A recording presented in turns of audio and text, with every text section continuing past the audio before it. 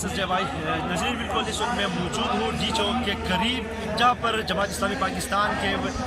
मिलन कश्मीर मार्च जो जारी है, और इस वक्त पर जनाब सिराजुल हक अमीर जमात इस्लामी वो तकरीर कर रहे हैं और उनका यही कहना है कि कश्मीर पाकिस्तान का शेरक है, उसको पाकिस्तान का हिस्सा होना चाहिए, और जो हुक्मरान है वो सुस्ती और कायली दिखा रहे हैं, और उन्होंने यहाँ पे एक जमा खफी इकट्ठा की हुई है और उनका एक ही मुतालबा है कि कश्मीर बनेगा पाकिस्तान। अब यहाँ पर जो है यहाँ के जो कारकुनान हैं उनसे बात करेंगे, आइए चलते।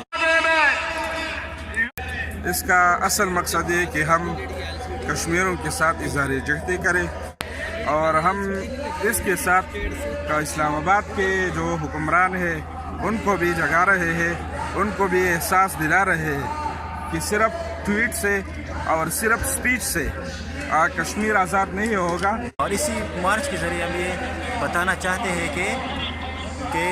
कश्मीर पाकिस्तान का एक अहम हिस्सा है। अगर एक हिस्सा पाकिस्तान से कट जाए तो फिर पाकिस्तान की पानी का मसला भी होगा, और इसके अलावा वो हमारी भाई है, और भाई के साथ खड़ा रहना हमारा दीनी फरीज़ा है।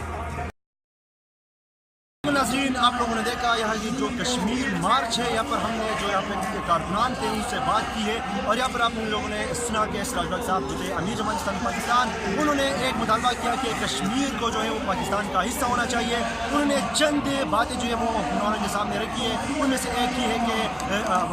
भारत के साथ सफारती ताल्लुकात मुनक़ता की जाए। इसके अलावा उन्होंने ये भी कहा है कि जो फ़िज़ाई हदूद है उनको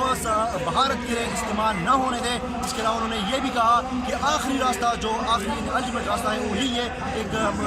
पाकिस्तान जो है वो मुसल्लह जद्दोजहद जारी रखे और मुसल्लह जद्दोजहद के जरिए कश्मीर को पाकिस्तान का हिस्सा बनाए। इस बार जमीन को नेपाल को दीजिए इजाज़त।